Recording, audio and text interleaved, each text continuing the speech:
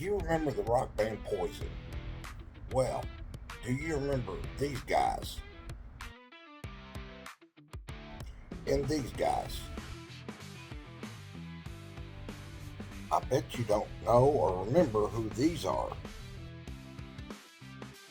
What about these guys?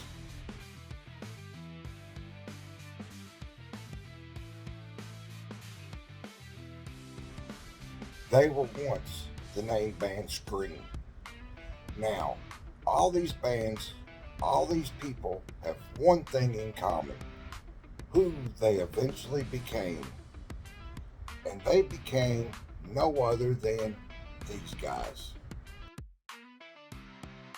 My friends, we are talking about the band no other than the long-haired legend rock group that defined an era, just like Cinderella, just like GNR, just like Joan Jett and the Blackhearts.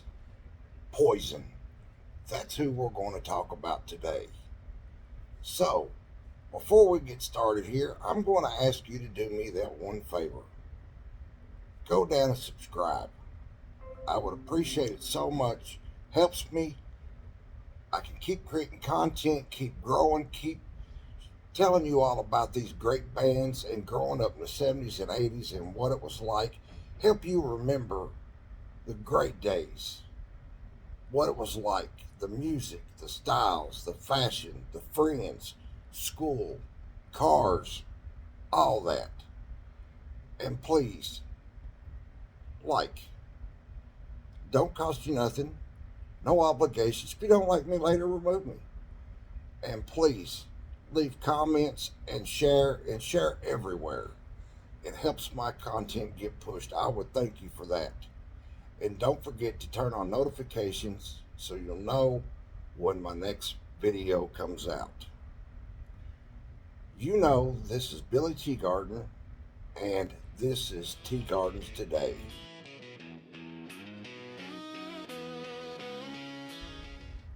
So, why don't we get into the history, the legend, the life, who they were, who they became, all that of one of the greatest bands of all times, Poison. So let's do this. Welcome, friends, to Legends of the 80s, where we explore the incredible stories behind the band that defined a generation. Today, we're going to dive into the legendary story of Poison. They were a glam metal band. They went from humble beginnings to superstardom, but their journey wasn't just about hits.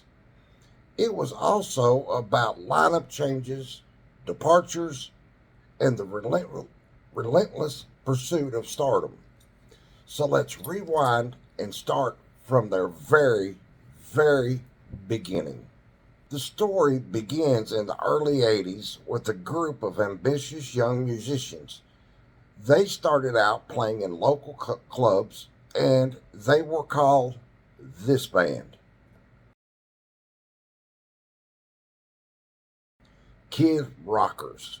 I didn't know that at all. A name that captured their youthful, rebellious energy. But this guy is the same as this guy and this guy. Bret Michaels' real name is Bret Michael Skycheck. He was born on March 15th, 1963 in Butler, Pennsylvania, and he grew up in Mechanicsburg. Bret has been a lifelong type 1 diabetic. I'm sorry to hear that. My wife's a type 2 diabetic, and I know how bad it can get, but a type 1, I understand it can be much rougher. But he also had a bad automobile accident. But first, his diabetes at age 6, it famously went public after collapsing from insulin shock in 1987, turning his health challenge into a platform for advocacy. Bret also released solo albums, including country rock influenced. He has also starred in the hit VH1 series Rock of Love, and it showcased his search for love, and he also won Celebrity Apprentice. He is very well known for business, and he is also hosted on the Travel Channel. Brett is a devoted father to his daughter, Rain, in Georgia. Brett works with the American Diabetes Association, the ADA, supporting children with diabetes and sharing his story of living a life with this condition. He has also navigated serious health issues, including a brain hemorrhage, demonstrating incredible fight and gratitude. Now, about his automobile accident. In May of 1994, Britt crashed his Ferrari into a telephone pole while racing friends around 80 miles an hour. He passed out behind the wheel due to low blood sugar, which I said he's had from the age of 6 years old. This accident left him with serious injuries, including a disfigured nose, broken ribs, lost teeth. Michael has described the crash as a big turning point in life. Was the lead singer from Pennsylvania. This guy and all these guys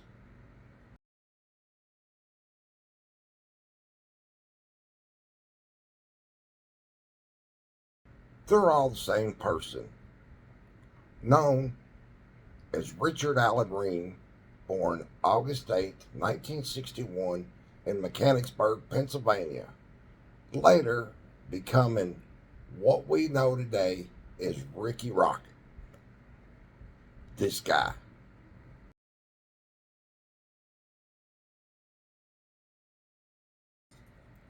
was on drums, and this guy,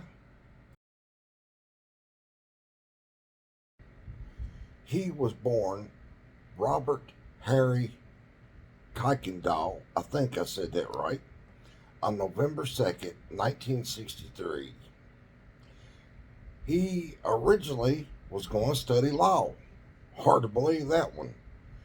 He learned on guitar and switched to bass at 15. But we know him as Bobby Doll. And Bobby, if I pronounced your real last name wrong, I'm sorry. But anyways, he was the co-founder of Poison, was their bass player. As they gained experience and confidence, they rebranded themselves as this band. Paris, I had no idea about that at all either. Inspired perhaps by the romantic city, or just sounded more glamorous.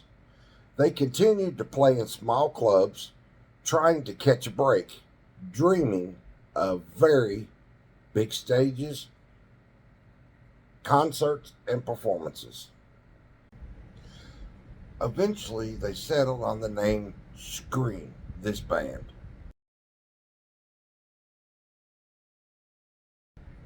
It was a more rebellious monarch to match their attitude. During this period, they played in the Northeast. They built a local following, but still longing for bigger success. They knew they needed to make a bold move, so they decided to leave their small town behind. In the early to mid 80s, the young musicians took a daring step. They packed their gear, left their hometowns, and headed to LA, or Los Angeles, the heart of glam metal and rock. LA was a city of opportunity, but also fierce competition. They played tirelessly in clubs, refining their sound and image, dreaming of MTV stardom. While in LA, the band was still searching for the right guitars. That's when they discovered this guy. Now, as I said, CC was born Bruce Anthony Johansson. He was born May 14, 1962, and like I said, He's known as the flamboyant lead guitarist for the glam metal band Poison, famous for their 80s hits like Talk Dirty to Me. You remember that one, of course, and Nothing But a Good Time. One of the best, I think, and made many good ones. His life included massive commercial success with Poison. He co wrote many of their hits.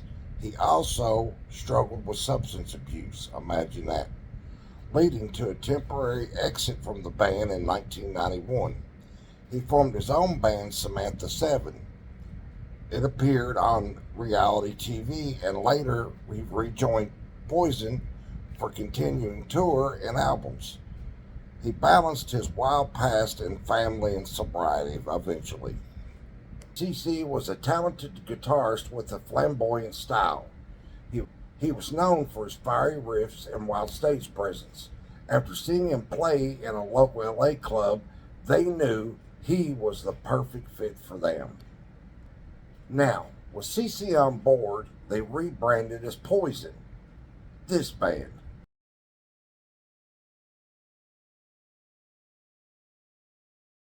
We know today, a name that emboldened their rebellious, proactive style.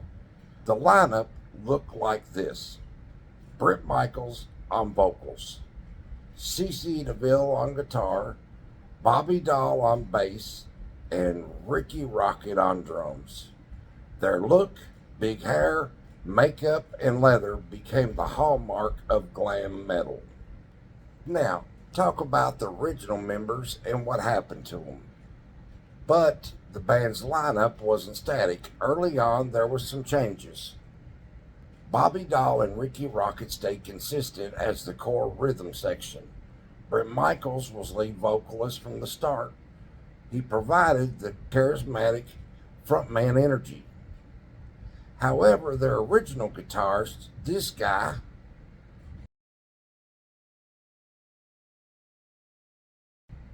Matt Smith, was the first guitarist in the Kid Rockers and Paris days, but he left early to pursue other intents. He was replaced temporarily before CC DeVille joined permanently. CC DeVille became the defining guitarist, but his wild style sometimes caused friction within the band. His flamboyance and rebellious attitude led to disputes, especially with the band's management and other members. Now, he was born in Brooklyn, New York. He started playing guitar at age 5 and was inspired by hard rock. He moved to LA and joined Poison in '85, replacing this guy, Matt Smith. He helped define their look and sound. He co-wrote many of the biggest hits, including Every Rose Has a Thorn, one of my very favorites, probably yours too. And like I said, Nothing But a Good Time. His career with Poison faced challenges with severe drug addiction, leading to his departure in '91. He appeared on reality shows like The Surreal Life and Celebrity Apprentice. He rejoined the band Poison in '96, contributing to new music and toured extensively, including major tours with Def Leppard. VH1 named him Most Underrated Hair Metal Guitarist in 1980. He is married and has a son and lives in LA. They continue to tour and perform.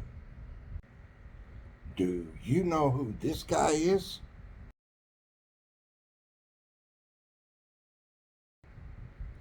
Well, he's the same as this guy.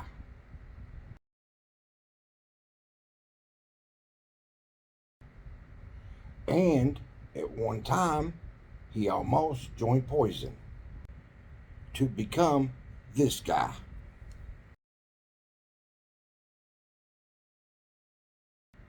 Yes, none other than Slash from GNR, Guns N' Roses. He almost joined Poison after auditioning in the early 80s. He reached the final round but ultimately lost out to CC DeVille because Slash wasn't keen on the heavy makeup and the glam look, a decision that shaped both his gritty GNR path and Poison's glitter rock success. From Poison's humble beginnings to their icon status, Poison's breakthrough came with their debut album, Look What the Cat Dragged in 1986, packed with hits like Talk Dirty to Me, their follow-up, Open Up and Say Ah, in 1988, featured massive hits like Nothing But a Good Time and Every Rose Has Its Thorn. Their flamboyant style, catchy tunes, and MTV presence made them one of the biggest bands of the 80s. Even with lineup changes and internal conflicts, Poison's legacy of glam metal icons remained intact, symbolizing the excess, style, and rebellious spirit of the era. Folks, let's look at who they are today.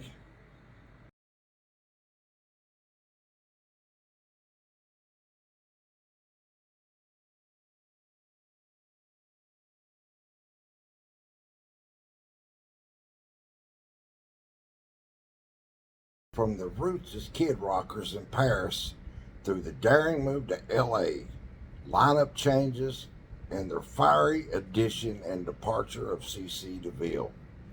Poison's story is one of ambition, conflict, and unforgettable music to those who remember it, lived through it, and was there. It's unforgettable. Thanks for joining us on Legends of the 80s. Stay tuned for more stories from the era that defined a generation. Who will we have next time here on Tea Gardens Today? Tune in and find out. Thank you guys. If you watch this all the way through, thank y'all so much. I know this video came out later than 10 o'clock like they supposed to, but something came up. But I got it up anyways. Late's better than never. Thank you guys for watching. Till next time, love you guys. See ya. A while ago I fell in love with guitar strings and money spending.